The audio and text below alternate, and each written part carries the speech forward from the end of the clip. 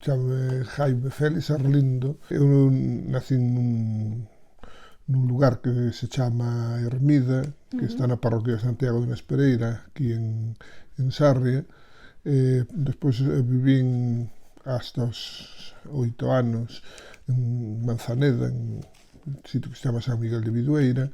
Ali estaba meu pai traballando de mestre, morreu, está ali enterrado, entonces viñémonos para a familia viñémonos para Sarria. O bacharelato elemental fíxeno en Sarria. En aquel momento non había institutos nin nada deso, entonces tiñémonos que ir a examinar por libre a Lugo.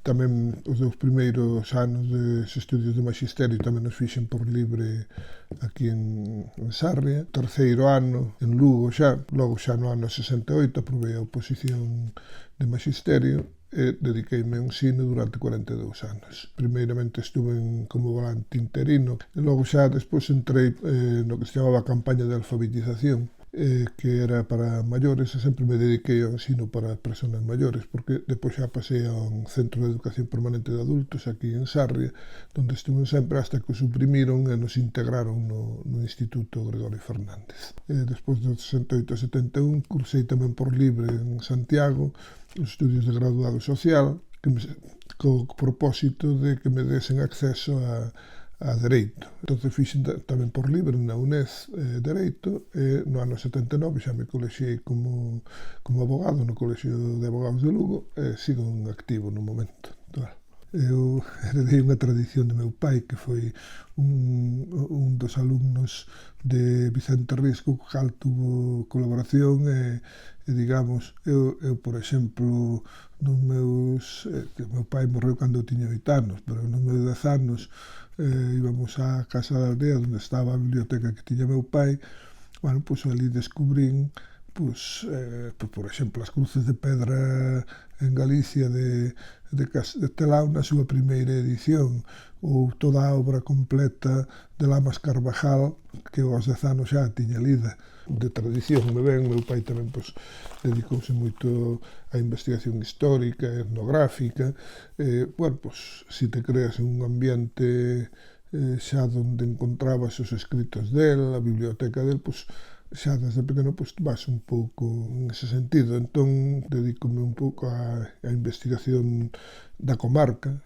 Entendo que a comarca é unha unidade que funciona por xunto. Somos todos, digamos, por encima da división xeográfica, somos un grupo humano que ven desde séculos atrás. Centro de Educación de Adultos, chegamos a ter unhas clases de historia, de xeografía e historia comarcal, que foron as que deron pé para facer unha serie de publicacións, por exemplo, creación, por exemplo, do Seminario de Estudios Arriaos, de aí salen toda unha serie de publicacións, primeiro moi humildes, pero bueno, polo menos salían 200, 300 exemplares que deron lugar a que houvese unha sensibilidade e unha preocupación polos temas históricos e culturais. Seguimos recollendo toda unha serie de datos e de vez en cando publicando algún libro, un pouco é facer de todo, decir, desde recoller, xa digo que a colaboración, que xa é moito, que che den eso ou que che den fotografías. Unha das cousas que o seminario promocionou sempre e no seu momento incluso iniciou a afición a eso, é a recollida gráfica de fotografías. Isto despois pasou a asumilo a Sociedade Unión con Manuel Bellas, dedicou xa dunha maneira sistemática a recollida entre as familias de fotografías. En este momento hai unha base de máis de 4.000 fotografías. Desde o seminario seguimos facendo, por exemplo, tamén de dar a coñecer os personaxes que de alguna maneira teñen relación ca comarca. Sarria en documentación é das zonas máis ricas de toda España, porque, por exemplo, o Tumbo de Samos contén documentación desde os anos 700 ao 1200. E neso sí que o Concello deixara un local onde almacenar unha base para facer un arquivo histórico comarcal. Foi un recollo, e sigo a recoller. Logramos que se digitalizase os fondos que había, as publicacións. Este arquivo histórico non só recollemos cousas puramente documentales históricas, sino que, por exemplo, eu entendo que é interesantísimo recoller toda a publicidade que poda ir aparecendo desde o século XIX para diante, que nos permite conocer como foi evolucionando o tema, todo o tema de xornalismo, publicacións que poda haber, todo eso estámoslo recollendo aí. Están publicados relatos que teño feitos, dous no premio do Pedrón de Ouro, logo en Galaxia tamén me publicaron un conto. Depois, pois xa esos que me editou a Diputación, é dicir, a Santa María Magdalena, a primeira provincia de Lugo, e despois xa o que teño, pois, son cousas que as vou metendo como soltos dentro da, pois non sei, o traballo sobre a electricidade, ou agora neste último número o traballo como chegou a auga domiciliaria a Sarria. Depois o que sí que teño un montón de obra pendiente de estar rematada, pero pendiente de edición. O Tumbo de Samos, o que pasa é que eso, pois, sí que xa excede da nosa posibilidade de edición, pero claro, unha cousa xa máis específica como Tumbo de Samos, pois, podría ser que a través de alguna institución ou algo así que se pudera facer. E logo teño, pois, tamén amplio, será unhas 700 páxinas, está rematado tamén, pois, sobre os hospitais de peregrinos de Sarria. Do boletín dos Seminarios de Estudos Arreaos hai 20 exemplares que están en, digamos, en fotocopia, é dicir, en papel normal. E logo hai 3 exemplares que están xa en imprensa, é dicir, que son máis ou menos de 300 páxinas estes últimos. Pero o máis importante é o que lle chamo Tesauro Sarriense, que é unha recopilación por orden alfabética de persoas, e tamén persoaxes, institucións, nomes de casas, muiños, montes, comunidades, parroquias, é dicir, eso está todo ordenado alfabéticamente. En este momento, pois está dentro, digamos, mecanografado. Hai neste momento 4.266 páxinas. Iso sí que é unha labor de recollida diaria, tanto do que hai agora, a través dos xornales, das noticias e tal, como tamén a través da búsqueda hacia atrás, que eso, pois, hai 3 fontes onde afortunadamente ahora se pode beber, que é en Pares, que me permite o acceso a todos os arquivos estatais, en Galiciana, que me permite o acceso a toda a prensa publicada desde 1700 e pico para diante en Galicia, e en prensa virtual, as noticias que andan dispersas por aí, porque se están dispersas non pasan a ser curiosidades, pero se tú agora sobre Vilamaior ou sobre Vilar de Sarria vas metendo todo, pois chega un momento que hai unha globalidade, que entendes o fenómeno na súa globalidade, non noutro. A experiencia interesante, tratei de averiguar,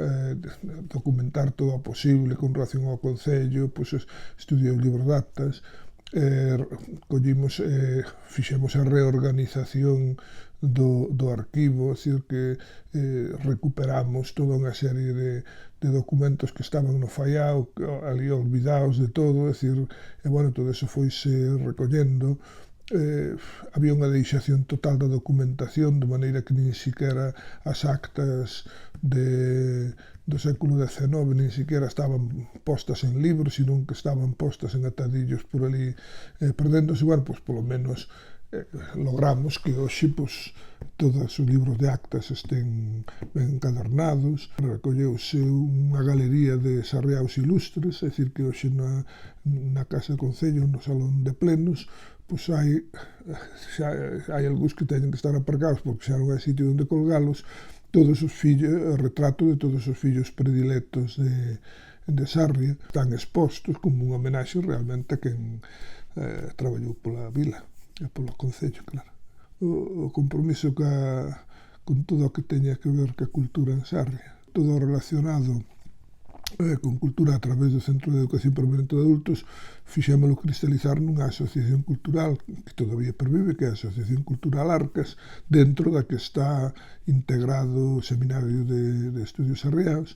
Bueno, pois en eso montamos no Centro de Educación Permanente de Adultos pois hasta 13 actividades digamos, para promoción dos adultos, é dicir, sempre a partir de 18 anos, cursos de todo tipo. Aí estaba incardinado precisamente o curso de historia, de xeografía e de historia comarcal.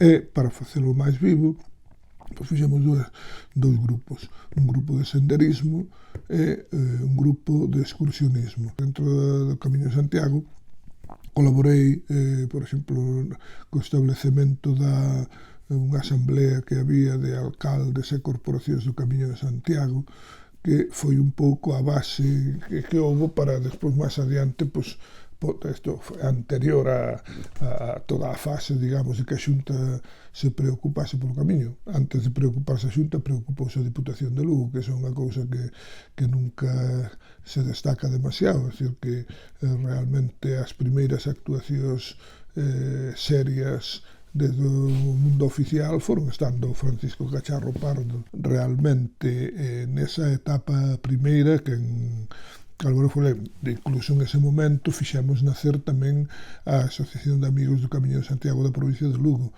do cal quedamos, me parece que agora 3 ou 4 fundadores nada máis, que además é unha actividade moi destacada o que está facendo esa asociación. É dicir, que digamos que tamén dentro do Camiño de Santiago, pois tamén tuvemos unha presencia desde Sarria pois importante.